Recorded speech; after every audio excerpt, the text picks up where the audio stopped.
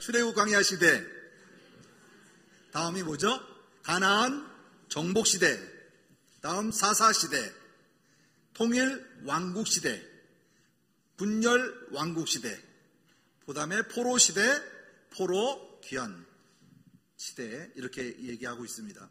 이게 구약의 전체를 얘기한다고 말씀드렸죠. 자, 그러면 창조 시대와 족장 시대는 어떤 책이 기록되어 있다고요? 창세기, 우리가 지금 하고 있는 창세기가 창조 시대와 족장 시대를 다루고 있다. 그 다음에 출애굽, 애굽에서 나오는 과정이죠. 출애굽기가 기록되어 있고요. 그 다음에 민수기죠. 광야의 시대를 살아가는 것에 있어서 민수기가 기록되어 있습니다. 그 다음에 가나안 정복 시대, 여호수아. 어디서라고요? 여호수아서. 여호수아서. 그 다음에 사사 시대를 우리는 사사시대, 사사들의 이야기죠. 사사시대. 그 다음에 사무엘상, 사무엘하, 그리고 열왕기상까지 기록되어 있는 것이 통일왕국 시대와 분열왕국 시대의 초기까지 기록되어 있음을 볼 수 있습니다. 그 다음에 분열왕국 시대는 열왕기하가 기록되어 있고요. 그 다음에 귀환시대에서는 스가 뭐라고 그랬죠? 에스더. 그 다음에 폼이 짧죠. 그 다음에 뭐죠? 느헤미야. 느헤미야, 이렇게 기록이 되어 있습니다. 자, 그 다음에 나와 있는 게 에스더입니다. 에스더는 귀환시대에 어느 시대라고 그랬죠? 메대에 남아있는 우리 이스라엘 백성들의 삶에 대하여 기록한 책이 에스더입니다. 자, 그 다음에 나와 있는 걸 볼까요? 레위기는 출애굽에 관련된 같은 동시대에 쓰여진 것인데 시내산에서 1년 동안 머무를 때 기록된 하나님의 거룩함에 대하여, 예배에 대하여, 다시 말하면 오제사 7절기에 대하여 기록된 책이다, 이렇게 보시면 되고요. 그 다음에 신명기는 모세의 마지막 설교 부분입니다. 레위기를 다시 강연한 것이죠. 설교한 부분입니다. 그 다음에 룻기는 예수님의 계보를 이어가기 위한 방편에 다윗을 연결시키는 과정 속에 삽입된 것으로 보시면 되겠습니다. 그 다음에 역대상, 역대하는 너무나 많은 기간을 가지고 있죠. 분열부터 분열 왕국시대 끝까지 가고 있는데 이 이야기는 뭘까요?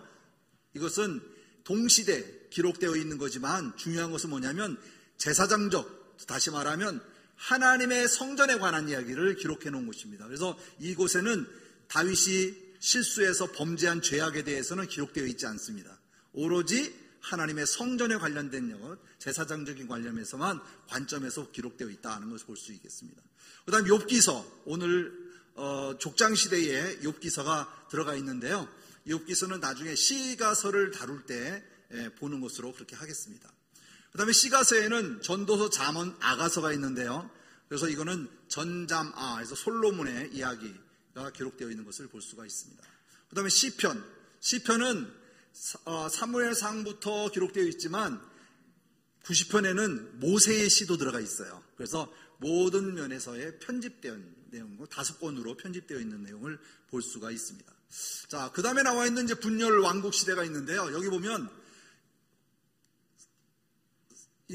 선지자들이 이렇게 나와 있죠. 그죠? 그래서 검게 칠해져 있는 것은 우리가 말하는 대선지서, 그 다음에 작게 칠해져 있는 것은 소선지서. 그래서 대선지서는 장수가 적은 것, 많은 것, 소선지서는 정수가 작은 것으로 구분한다. 그래서 대선지자고 소선지자가 아니다라는 것을 분명히 말씀을 드렸습니다. 자, 그 다음에 이제 이어서 우리 한번 볼게요. 이제 시대로 봤다면 지도로 봤을 때는 어떻게 움직이는가? 흐름을 보면 창세기로부터 나와 있는 창조시대와 무슨 시대요? 족장시대. 다시 말하면 창조, 에덴 동산의 이야기와 그 다음에 나오는 족장시대는 우르에서 어디까지? 가나안을 거쳐 애굽까지 가는 이야기가 기록되어 있기 때문에 출애굽에 관련된 이야기가 출애굽이 이어지는 것을 볼 수 있죠. 시내산까지. 그래서 시내산에서 바로 레위기가 기록이 되어지고요. 그 다음에 민수기, 광야에서 40년을 할 때 모압 평지까지 이르렀을 때가 민수기 이야기가 있고요. 그 다음에 신명기는 모압 평지에서, 그죠? 제2세대 앞으로 가나안 땅에 들어갈 백성들을 향해서 모세가 제2의 설교를 하는 내용이 신명기, 새로운 계명을 이야기하는 것이죠. 그 다음에 이제 요단강을 건너 여리고성을 두고 30전 30 그죠? 승하면서 1패를 안겨준 여호수아의 이야기가 땅의 분배와 땅의 정복과 땅의 분배가 이루어지는 것을 우리는 여호수아서다 이렇게 얘기할 수 있습니다. 자, 여호수아서를 거쳐서 사사기 300년이 지난 이후에도 이스라엘 백성들은 아직도 죄악 속에 있고 두 주인을 섬기는 일을 했습니다. 그래서 하나님께서 징계와 또한 회개와 그리고 회복과 이런 것을 7번 반복하는 것으로서 사사기를 마치게 되고요. 마지막 사사인 사무엘을 통해서 사울왕을 세우게 되고 다윗왕까지 세우는 이런 사건이 사무엘 상하에 기록되어 있습니다. 그래서 열왕기 상하에는 분열왕국 시대가 이루어지는데 다윗을 통해서 솔로몬이 예루살렘 성전을 짓게 되어지고 예루살렘 성전을 지은 솔로몬이 어떻게 해요? 아버지의 덕을 가지고 잘 살았죠.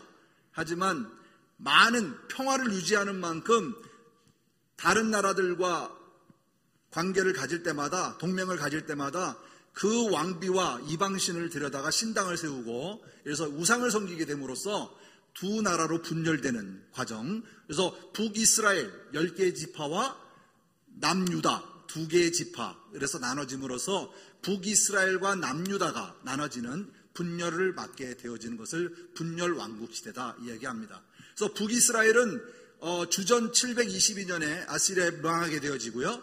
그 다음에 바벨론에 의해서 586년 또는 588년이라고도 하는데 586년에 바벨론에 의해서 멸망하게 되어집니다. 그리고 예루살렘 성은 무너지게 됩니다. 그렇게 해서 포로들을 이스라엘 백성들이 포로로 끌려가게 되는데 바벨론으로 끌려가게 되어지죠.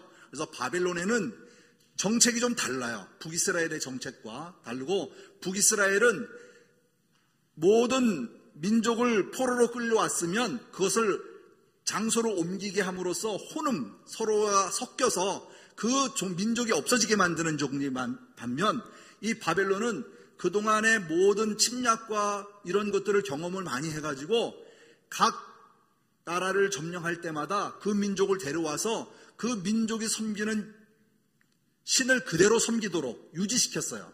그러니까 어떻게 됐겠어요? 그 포로들을 데려왔음에도 불구하고 서로의 치고박는 이런 앙숙이 없어진 거예요. 그러니까 자기 자체적으로 백성들마다 지역마다 자기 신앙을 가지고 살았던 것이죠. 그래서 이스라엘 백성들도 바벨론에 끌려갔음에도 불구하고 하나님을 그대로 믿을 수 있었던 계기가 되었던 것이죠. 그래서 바벨론이 무너지고 페르시아가 바벨론을 물리치고 메대가 페르시아를 점령했을 때 고레스 왕을 통해서 하나님께서 예언하신 대로 너희는 예루살렘 성전을 재건축하도록 명령하셨던 그 예언이 성취가 되면서 70년 만에 예루살렘 성으로 돌아가게 되어집니다. 성전 건축을 위해서. 자, 들어갈 때 1차, 2차, 3차 귀환을 하게 되는데 1차 귀환이 바로 수룹바벨이 1차 귀환을 하게 되고요.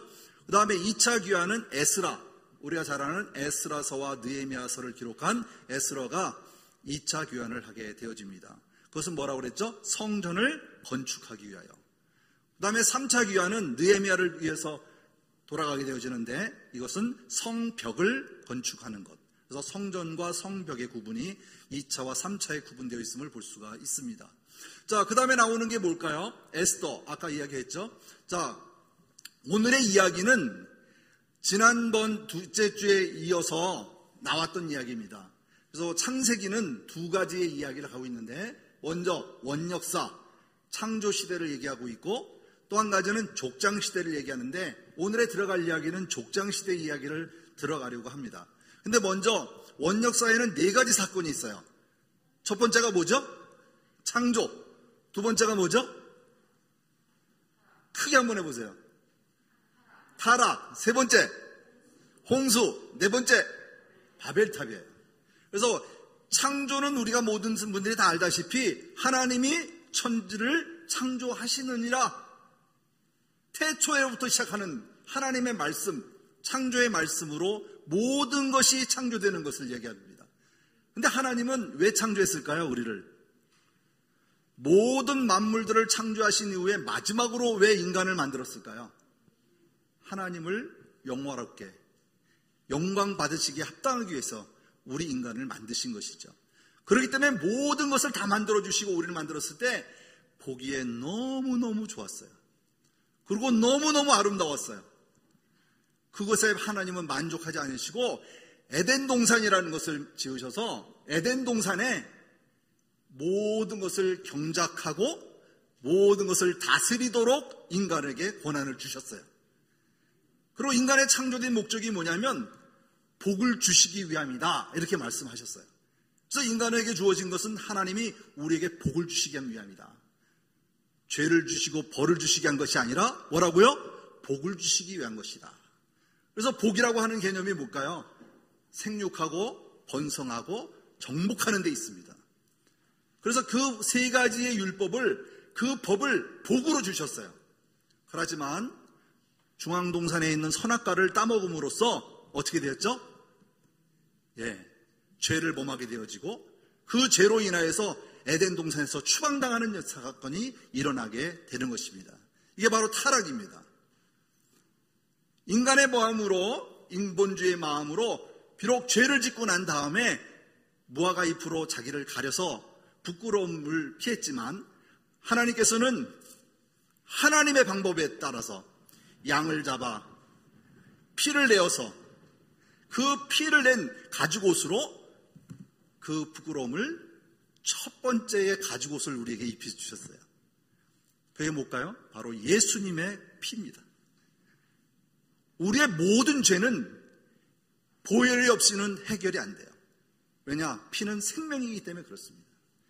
이것이 결국은 예수님의 피 흘림까지 그거를 예표하고 있다는 것을 우리가 볼 수가 있습니다. 그래서 창세기 3장 15절 말씀에 원시복음을 저에게 주셨어요. 그렇죠? 원시복음을 주셨는데 앞으로 여자의 후손에서 사탄이 무정행으로 갇힐 때까지의 말씀으로 거룩함을 이뤄가는 것을 말씀으로 우리에게 복음을 주셨다는 것을 우리가 기억할 수가 있습니다. 자, 그렇다면 우리가 타락 이후에 하나님께서 인간을 창조하셨는데 너무너무 악해지다 보니까 창조하신 것조차도 후회하실 정도로 악해졌음을 우리가 볼 수가 있어요. 그래서 결단하게 되어지죠. 그게 바로 뭘까요? 바로 지면에서 싹 쓸어버리는 마음을 가지신 것이 바로 하나님의 계획이었어요. 그래서 홍수의 사건이 일어납니다. 노아가 600세. 자, 그 배를 만들려고 하나님께서 계획을 하셨고 방주의 방법을 가르쳐 주셨고 그 방식대로 노아는 순종하여서 당대의 의인이었지만 그 말씀 그대로 지켜서 방주를 만들었습니다. 자, 그때까지의 세상 사람들은 어땠을까요? 그때까지 세상 사람들은 그 말이 진짜라고 믿었을까요? 가짜라고 믿었을까요? 거의 가짜라고 믿었을 겁니다. 자, 거기에는 부정한 것과 정결한 것까지 다 짐승을 넣어서 하나님께서 그 배를 띄우셨어요. 자, 150일 동안 물 위에 떠 있을 때 온 지면의 높은 산은 다 잠겼다라고 얘기했어요. 살았을까요? 죽었을까요? 배에 방주 안에 있는 사람들과 동물들과 있는 것만 다 살고 다 점령됐던 것을 볼 수가 있습니다. 그게 오늘날 재정학적으로 얘기하면 석유가 많이 나오는 곳, 천연가스가 많이 나오는 곳, 그죠? 그것으로 얘기를 많이들 하고 있습니다. 중요한 것은 뭐냐면 미국의 미시간주에 나와 있는 석판에, 인디안 석판에 홍수의 사건이 기록되어 있다는 거예요. 단계별로. 자, 우리가 이것을 사실화로 받아들이고 우리가 받아들였을 때 얼마나 악했던 우리의 삶인 것을 볼 수가 있습니다. 하지만 하나님께서는 말씀하십니다. 내가 다시는 너희에게 물로 심판하지 않겠다. 그 약속의 언약으로 보여준 것이 있죠? 그게 뭐죠? 무지개예요. 무지개를 보여줌으로써 다시는 너희에게 물로 심판하지 않겠다라고 하는 약속을 합니다. 이걸 우리는 무지개 언약이다 이렇게 얘기를 합니다. 그 이후로 어떻게 되었습니까? 노아가 첫 번째의 마른 땅에 농사를 짓기 시작했는데 그 농사가 뭘까요? 성경에 보면 포도나무예요. 포도를 경작하게 되어집니다. 그러면서 노아의 뭐가 나오죠? 부끄러운 장면이 나와요. 포도주에 취하여서 벌거벗은 채로, 그죠? 잠을 자게 되는, 그것을 본 함이 어떻게 돼요? 그 이야기를 동생들한테 얘기하게 되죠.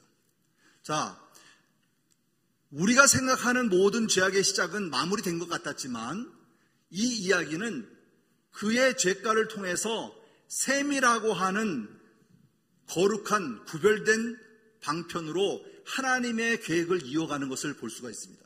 이것을 우리는 구수사적으로 연결하는 것이고 구별된 삶으로 연결되어지는 것이고 우리가 점진적인 하나님의 바라보는 삶의 신앙으로 바라보는 그 눈을 갖게 되어지는 계보로 이어가게 되어지죠.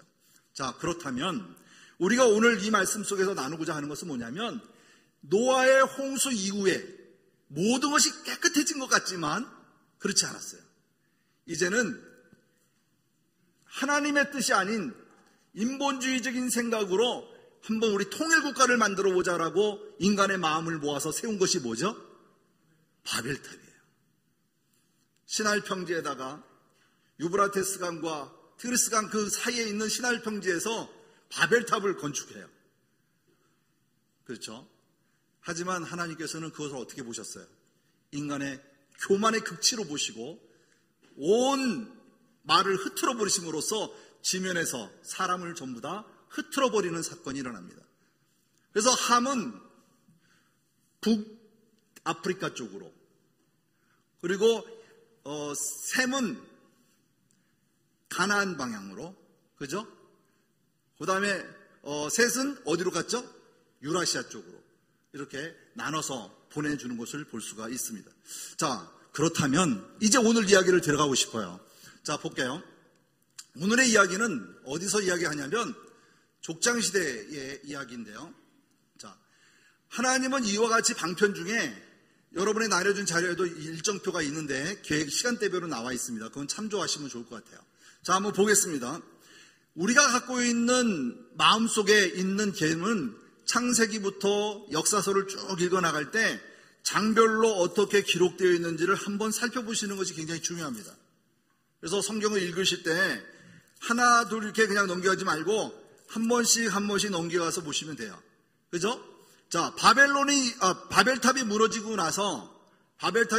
나서의 사건은 뭐냐면 그 계보가 누구한테로 이루어지냐면 셈의 계보로 이어집니다.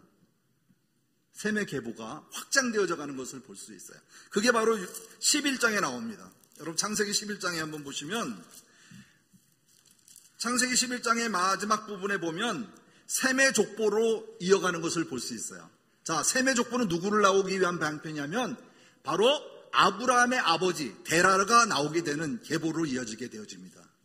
그래서 아브라함의 이야기는 창세기 11장 26절에 아브람이라고 하는 이름이 처음 등장하게 되었는데 데라는 70세의 아브람과 나홀과 하란을 낳았더라로 시작이 되어집니다. 자, 그 다음에 이어지는 것이 뭐냐면 데라의 족보예요. 데라는 누구를 이어가기 위한 것이라고 그랬죠? 아브람을 이어가는 것인데 바로 32절에 보면 데라는 나이가 205세가 되어 하란에서 죽었더라 이렇게 되어 있어요. 하란. 다시 말하면 아브라함의 고향은 어딜까요? 하란이에요. 아버지를 따라서 우르에 갔다가 다시 거기서 하나님의 부름을 받고 가나안 땅으로 가게 되어지는 사건이 바로 아브라함의 시작입니다. 그래서 창세기 12장이 아브라함의 사건부터 시작되어지는데 족장시대에는 아브람, 이삭, 야곱, 요셉의 이야기가 형성이 되어집니다. 이것은 누구를 이야기할까요? 창조시대에는 하나님이 인간의 죄를 범하면 한 번에 싹 쓸어버리는 그런 계획으로 생각했다면 족장시대에서 일어나는 아브라함부터 요셉의 이야기는요, 그런 하나님이 아니에요. 잘못했어도 인내하시고 기다리시고 사랑으로 품으시고 하나님과 대화하는 과정들이 많이 나와요. 그죠? 하나님과 직접 대화하는 말씀이 굉장히 많이 나와요. 그래서 하나님의 현현이 나타나시는 것이 말씀마다 각 인물마다 드러날 때 우리는 하나님과 동행한다는 것을 알아야 됩니다. 그것을 찾아보면 굉장히 기쁜 과정 속에서 찾아볼 수 있을 것입니다. 그래서 창세기 12장에 보면 여호와께서 아브라함에게 이르시되 너는 너희 고향과 친척과 아비의 집을 떠나 내가 네게 보여줄 땅으로 가라. 이게 부르심의 처음이에요. 자, 그 다음에 이어지는 명령이 있는데 그게 뭐냐면 2절 말씀에 내가 너로 큰 민족을 이루고 내가 복을 주어 내 이름을 창대하게 하리니 너는 복이 될지어라. 그래서 복의 최고의 수혜자가 누굴까요? 아브라함이에요. 자, 너를 축복하는 자에게는 내가 복을 내리고 너를 저주하는 자에게는 내가 저주하리니 땅의 모든 족속이 너로 말미암아 복을 얻을 것이다 라고 얘기하는 것이 창세기 12장 2절과 3절에 있는 복의 근원에 대한 이야기를 하고 있음을 볼 수 있습니다. 자, 그럼 볼까요? 아브라함의 경로 이동 볼게요. 창세기 11장 26절에 탄생이 있다면 27절부터 12장 9절까지 있는 내용인데요. 자, 보이나요?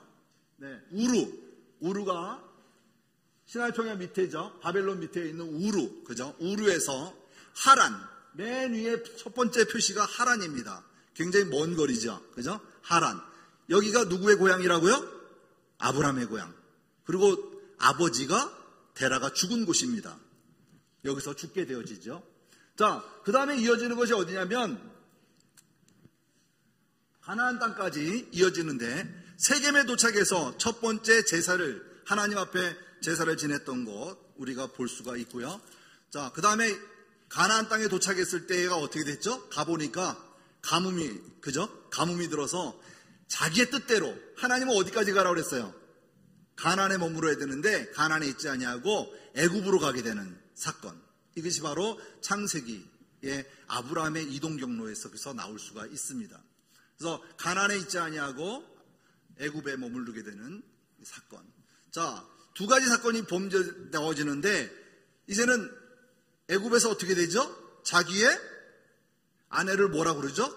누이라고 거짓말하는 사건도 여기서 발생이 돼서 다시 돌아오게 되는 사건을 보게 되죠. 자, 그 다음 볼까요? 그냥 지형적이니까 이건 나중에 또 설명할 기회를 잡겠습니다. 전체적인 이야기라. 자, 그렇다면 오늘 말씀 속에서 우리가 찾아볼 수 있는 건 뭐냐면요.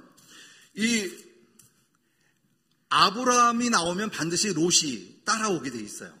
시대적으로. 왜냐? 형제이기 때문에. 자, 그 다음에 볼게요. 13장에 보면 아브라함이 애굽에서 그의 아내와 모든 소유와 롯과 함께 네겝으로 올라갔다 이렇게 말씀하고 있거든요. 자, 그렇다면 하나님께서 부르심에 따라서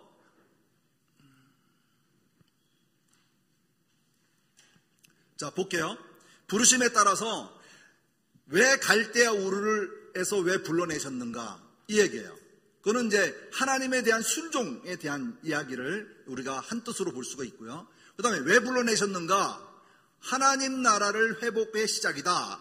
언약의 체결이다. 이렇게 얘기하고 있는데 하나님의 복음을 이어가기 위한 구속사적인 방편의 시작이다. 이렇게 얘기하는데요. 중요한 것은 뭐냐면 아브라함의 복의 근원이 됨으로써 하나님과의 관계에 언약 체결의 의미가 있다 하는 것을 오늘 말씀을 통해서 볼 수가 있습니다.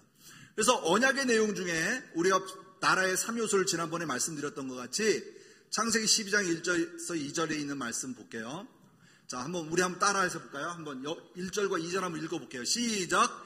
여호와께서 아브라함에게 이르시되 너는 너의 고향과 친척과 아비의 집을 떠나 내가 내게 보여줄 땅으로 가라. 보여줄 땅이 뭐죠? 가나안 땅이죠. 자, 내가 너로 큰 민족을 이루고 내게 복을 주어 내 이름을 창대하게 하리라. 너는 복이 될지라. 아브라함은 결국은 죽었을 때에 이름은 창대하게 끝납니다. 왜 그럴까요? 우리 기독교뿐만 아니라 유대교도 이슬람도 아브라함은 다 인정하거든요.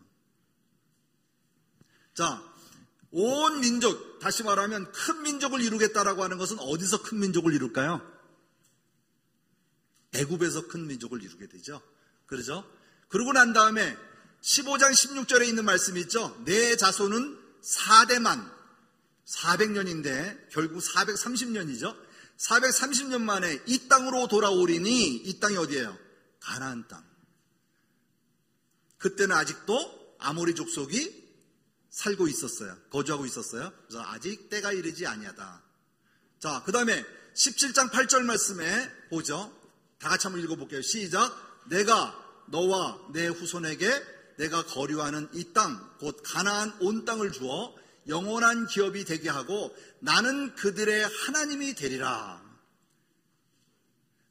하나님이 왕이 되는, 다시 말하면 하나님의 통치가 이루어지는 것이 바로 하나님이 원하시는 하나님의 나라예요. 그래서 민족과 땅과 하나님의 주권, 이게 하나님의 통치예요. 혹시 우리의 삶 속에 하나님이 나를 통치하고 있다는 것을 믿어지십니까? 네. 지금도 하나님이 인창동에 살으라 해서 사시는 분 손 들어보세요. 아직 모르는 것 같아요. 언젠간 떠날 마음이 있어요. 하나님의 영적인 나라는 영원한 본향, 어디죠? 하나님의 나라. 그래서 아브라함은 나중에 설명이 되면 되겠지만 더 나은 본향을 향해서 그가 살았음을 우리가 알 수가 있어요. 하나님의 나라, 그 천국을 바라보는 그 마음, 이 아브라함에게는 항상 가지고 있었어요. 자기가 이루지 못한.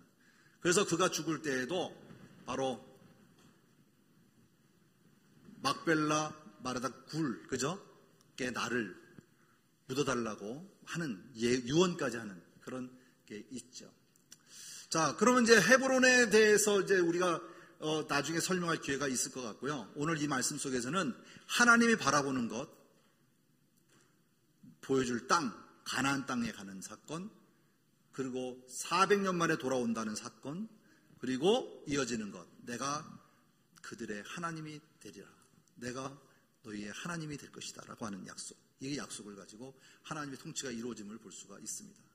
자, 그 다음에 13장, 제가 이건 삽입했습니다. 일부러. 아브람과 롯의 땅의 이야기입니다. 땅의 이야기를 들어보면 보세요.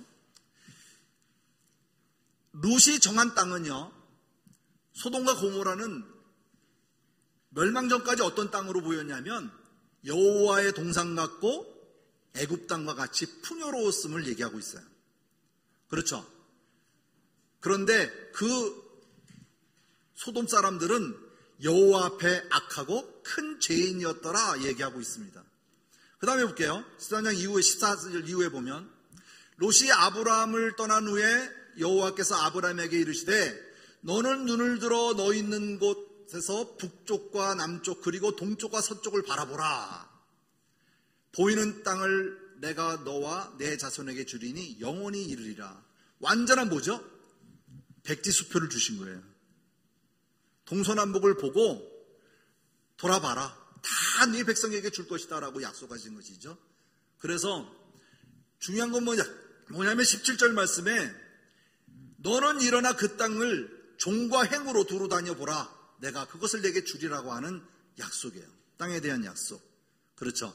그래서 그가 헤브론에 있는 마브리 상수리 수풀에 이르러 거해서 여호와를 위하여 제단을 쌓았더라 라고 18절 말씀에 이야기하고 있음을 볼 수 있습니다. 여기서 뭐가 있을까요? 배려가 나오죠. 그죠? 배려. 롯에 대하여서 먼저 선택하도록 그는 좋은 곳으로 찾아갔고 또 자기가 선택하지 않았지만 하나님께서 계신 그곳에 뭐가 있어요? 풍요로움이 있음을 믿었다는 것이죠. 자, 그 다음에 나오는 사건이 뭐냐면 롯이 소돔에 머무르죠. 소돔과 고모라 성에 머물게 되어지는데 여기에는 사건이 일어납니다. 4개국의 열방들이 제국들이 모여가지고 점령을 시작해요. 점령을. 그래서 마침내 소돔과 고모라 성에 있는 롯을 잡아가지고 하란으로 가게 되어집니다.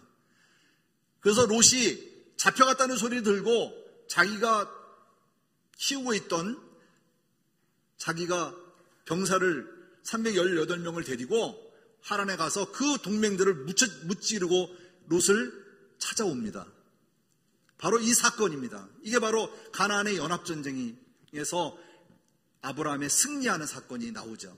자, 승리했을 때의 사건이 뭘까요? 멜기세덱을 만나게 되어집니다.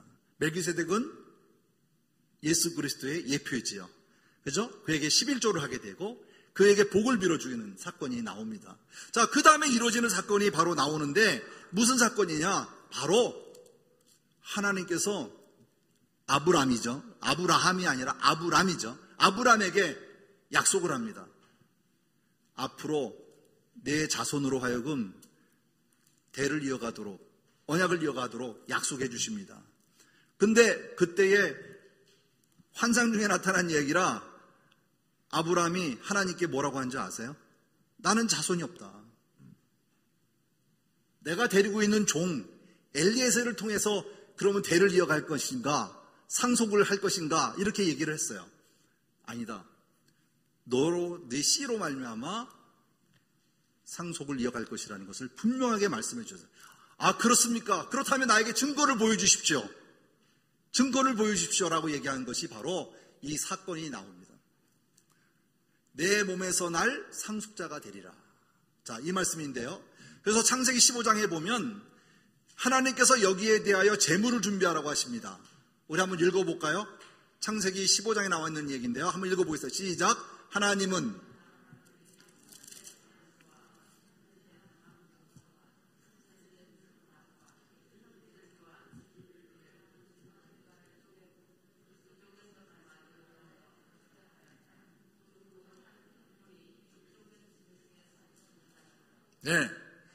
하나님께서 아브라함에게 재물을 준비하라고 그랬는데 3년 된 암소와 3년 된 암염소, 3년 된 순양과 산비둘기와 집비둘기를 준비하게 하시고 중간을 쪼개서 그 쪼갠 것을 마주놓게 되었어요.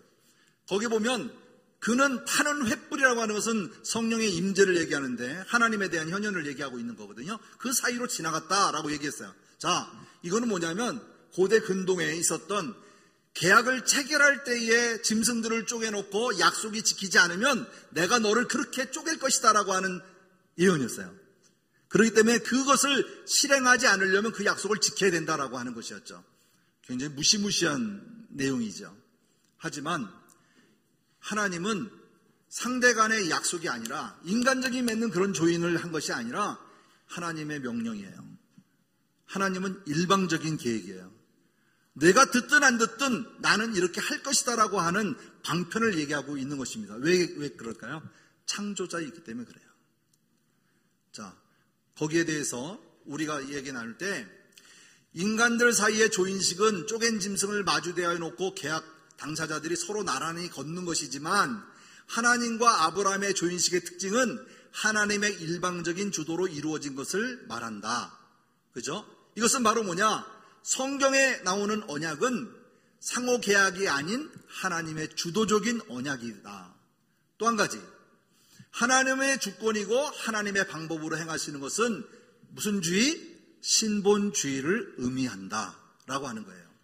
다시 말하면 말씀하고 있는 내용들은 하나님의 말씀 중에 언약과 계획은 모두 하나님의 명령이에요. 지켜도 되고 안 지켜도 되는 것이 아니라 지켜 행하도록 되어 있는 거예요. 어떻게 한다고요? 지켜 행하도록 되어 있습니다. 그래서 신명기에 보면 행하는 대로, 다시 말하면 하나님의 약속을 지키면, 법을 지키면, 율법을 지키면 내가 복을 받고 내가 지키지 않으면 저주를 받는다라고 얘기하고 있습니다. 그러면 복의 장이 많을까요? 저주장이 많을까요? 다시 물어볼게요. 신명기 25장에 복에 대한 얘기가 많을까요? 저주에 대한 얘기가 많을까요? 숙제를 한번 내줘야 돼요. 저주에 대한 얘기가 더 많이 나와요. 지키지 않으면 저주를 받는다라는 얘기. 들어가도 복을 받고 나가도 복을 받는데 들어가도 저주를 받고 나와도 저주를 받는 것이 뭐라고요? 하나님의 법을 지키지 않았을 때, 하나님의 율법을 지키지 않았을 때. 그래서 우리는 하나님과의 맞는 하나님의 계획 속에 주어질 언약은 반드시 어떻게 해야 된다? 지켜 행하여야 한다. 그래서 아브라함에게 주어졌던 이 말씀이요, 이 말씀이 아담과 하와 인간이 창조되었을 때 생육하고 번성하고 충만하라고 했던 얘기가 노아에게도 전해지고 노아에게 해정했던 얘기가 아브라함에게도 이어져 가는 것을 볼 수가 있습니다. 이게 바로 하나님의 언약의 계획이에요. 앞으로도 계속 이어져 갈 것입니다. 어떻게 이어져 가는지 한 번 더 보시면 좋을 것 같아요. 그래서 은혜의 언약과 행위의 언약이 있는데 두 가지를 구분한다면 창조, 노아, 아브라함의 언약, 다윗의 언약, 새 언약, 이것을 우리는 은혜의 언약이다라고 구분할 수 있고요. 그 다음에 행위의 언약은 선악 언약과 선악과의 언약, 신의 산의 언약, 이게 두 가지로 행하는데 반드시 어떻게 하라고요? 지켜 행하는 데에 핵심이 있음을 우리는 기억해야 한다는 것이죠. 자, 그 다음에 나오는 것은 우리가 늘 반복적으로 얘기한 거기 때문에 하나님 나라의 주권, 너는 내 언약을 지키고 내 후손도 어떻게 하라고요? 대대로 지키기를 명령하고 있습니다. 그래야 내가 내 후손의 하나님이 되고 나는 그들의 하나님이 된다라고 하는 것을 약속하고 있는 거예요. 나만 지키는 것이 아니라 누구까지? 대대의 후손까지도 지켜 행하라고 말씀하고 있는 것입니다. 그래서 언약의 특징은 바로 할례죠. 그죠? 8일 만에 할례를 행하게 되어지는 사건. 그래서 아브람도 이때 할례를 하게 되어지고 할례 이후에 일어나는 사건이 뭘까요? 이제는 아브람을 뭐라고? 아브라함으로, 사라를 사례로. 그죠? 자, 볼게요. 우리 찾아봅시다. 한번 찾아보죠. 창세기 17장 말씀 볼게요. 우리 한번 찾아보겠습니다. 아브라함이 99세 때에 여호와께서 아브라함에게 나타나서 그에게 이르시되 나는 전능한 하나님이라 너는 내 앞에서 행하여 완전하라. 내가 내 언약을 나와 너 사이에 두고 너를 크게 번성하게 하리라 라고 말씀하셨어요. 그리고 난 이후에 민족들로 아브라함이라고 하는 명칭을 주시는데 내 이름을 아브라함이라 하지 아니하고 아브라함이라 하리니 내가 너를 여러 민족의 아버지가 되게 하려 함이라 라고 말씀하셨어요. 자, 그 다음에 사례를 사라로 바꿔주시는데 15절 이후에 보면 하나님이 또 아브라함에게 이르시되 내 아내 사례는 이름을 사례라 하지 말고 사라라 하라. 그것도 마찬가지죠. 내가 그에게 복을 주어 그가 내 아들을 낳아주게 하며 내가 그에게 복을 주어 그를 여러 민족의 어머니가 되게 하리니 민족의 여러 왕이 그에게서 나리라.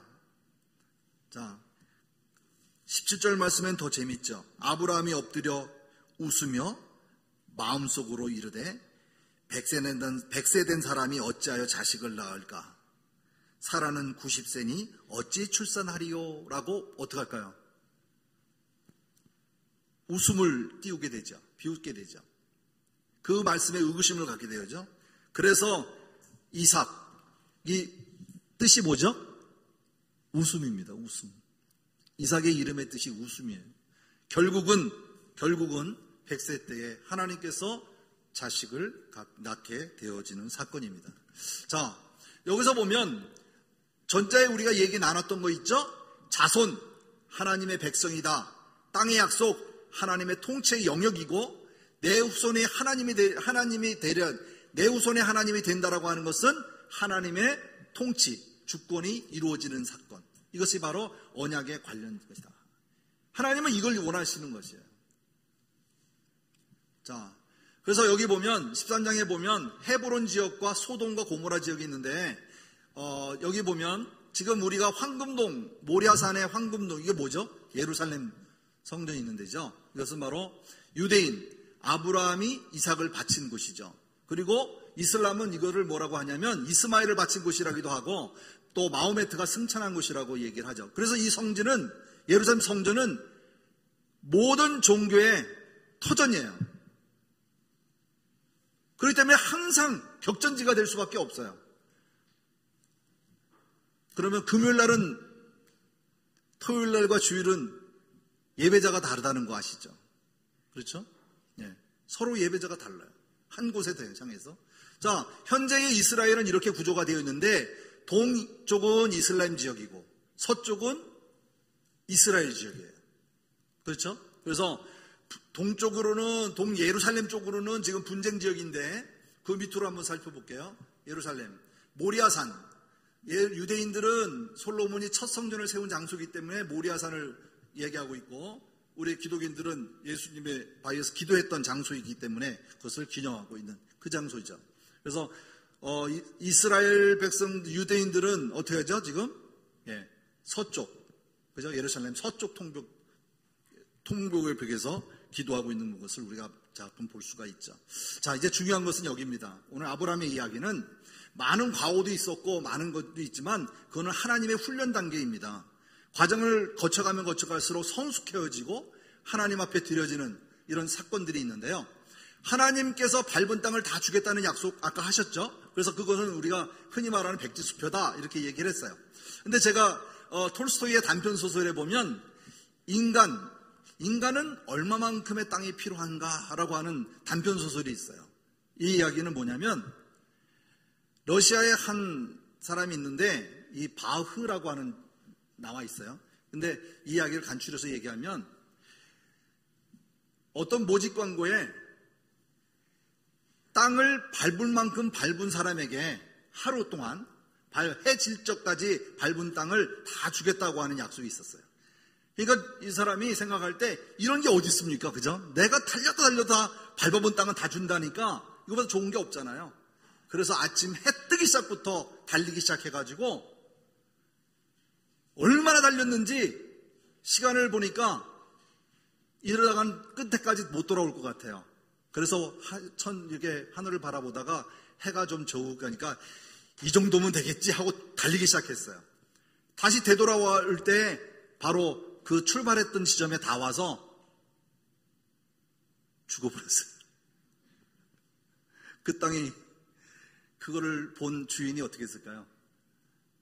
또 그 사람이 가소로워서 또 달려온 그 성의가 있어서 그래도 죽은 땅은 줘야 되겠다 해서 그 준 것이 바로 우리가 3평이라면 3평.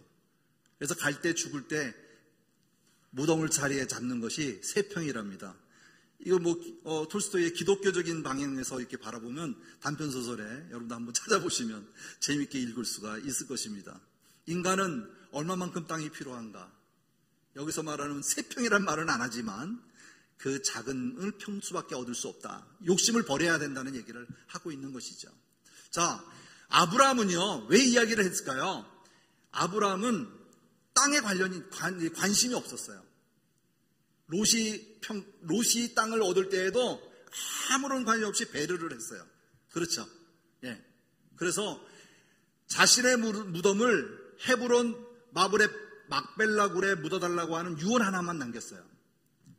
그리고 그 유언대로 옮겨지게 되어지는데 그 헤브론은 지금 말하면 명칭이 교제의 자리, 그리고 마블에는 뜨겁다라는 의미를 갖고 있습니다. 그래서 이 헤브론의 이 이야기는요, 아브라함은 땅에 관심이 없지만 하나님과 뜨겁게 교제하는 것에만 관심이 있었다, 이렇게 말할 수가 있어요. 그래서 이 자리를 그 후손에게 주는 메시지가 뭘까? 하나의 유추를 해보면 땅을 얻는 것보다 하나님과의 관계를 뜨겁게 교제하는 것, 이것을 바라보는 삶이 아닌가, 이렇게 바라보집니다. 아브라함은 평생을 하나님과 함께 동행한 사람이라고 우리는 얘기할 수 있지만 중요한 것은 그의 삶 전체가 바라보는 것이 하나밖에 없었어요. 그게 바로 뭘까요? 헤브론, 마블의 막벨라 굴에 묻혀지는 것. 바로 그곳에서 다윗 왕이 헤브론에서 왕이 되어지고요. 그리고 그 장소에서 기름 부음 받는 사건이 바로 이어져 가는 것을 볼 수가 있습니다. 그래서 아브라함의 죽음을 보면 75세에 부름받고 175세에 죽게 되어지는데 하나님과 동행하며 하나님과의 관계의 형성이 이루어졌던 날은 100세, 100년 동안밖에 이루어지지 않습니다. 그래서 그는 고향을 그리워하지 않고 뒤돌아보지 않고, 그리고 자기가 이삭의 아내를 구하는 며느리를 구할 때에도 자기가 가지 아니하고, 고향인 자기가 가지 아니하고 자기의 늙은 종, 그죠? 엘리에셀을 보내는 것을 볼 수가 있습니다.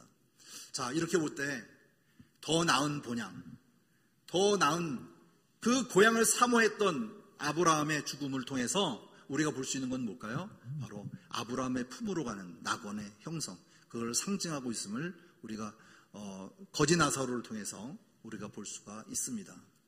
자, 그 다음에 이어지는 게 이제 이삭의 생애인데요. 이삭의 생애는 다음에 우리 한번 돌아가면서 다시 아브라함의 이야기를 정리하고 이삭으로 넘어가도록 하겠습니다. 자, 지금까지 오늘 전체적인 창조시대에 관련된 이야기와 족장시대의 아브라함에까지 이야기 들어갔습니다. 나눠준 자료를 보시면 그냥 대략적인 스토리맵으로 오늘은 정리를 해드렸습니다.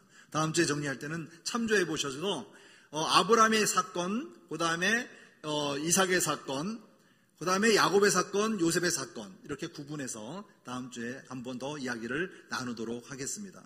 오늘 중요한 것은 뭐냐면 아브라함의 사건 중에, 아브라함의 인물 중에 하나님의 순종, 그 다음에 그가 가지고 있던 삶에 대한 것은 하나님과 동행했던 삶. 우리는 어떻게 되어야 될까요? 그 믿음을 본받아 믿음의 아버지요, 그죠? 우리의 삶 속에 거하시는 주님을 그와 동행했던 것 같이 내 삶에도 하나님이 동행해 주시기를 간절히 바라는 한 주간의 또 삶이 되기를 주님의 이름으로 부탁드립니다. 예, 기도하겠습니다. 하나님 감사합니다. 오늘도 주의 말씀을 통해서 우리가 사건마다 하나님의 임재하심과 하나님의 그 약속을 의지하며 오늘도 나아가기를 간구합니다. 하나님, 우리를 붙들어 주시고 구별된 삶으로, 거룩한 삶으로 하나님과 동행하는 삶 속에 말씀을 읽을 때마다 이 말씀을 기억하여 지켜 행하는 우리 모두의 성도들이 될 수 있도록 축복하여 주시옵소서. 우리의 말씀 속에 거하시는 주님이 오늘도 나와 함께 동행하는 기쁨을 누리는 참 좋으신 하나님의 그 성품을 닮아가는 우리 모두가 될 수 있도록 은혜 베풀어 주시옵소서. 성경 파노라마를 통해서 조금씩 알아갈 때 하나님의 주권이 나의 주인이 되어주시고 또 하나님의 통치가 나의 삶을 지켜주심을 우리가 믿고 의지하며 나가는 귀한 시간이 되어져 갈 수 있도록 축복하여 주시옵소서. 주께 모든 것을 감사드리오며 예수님의 이름으로 기도드리옵나이다. 아멘.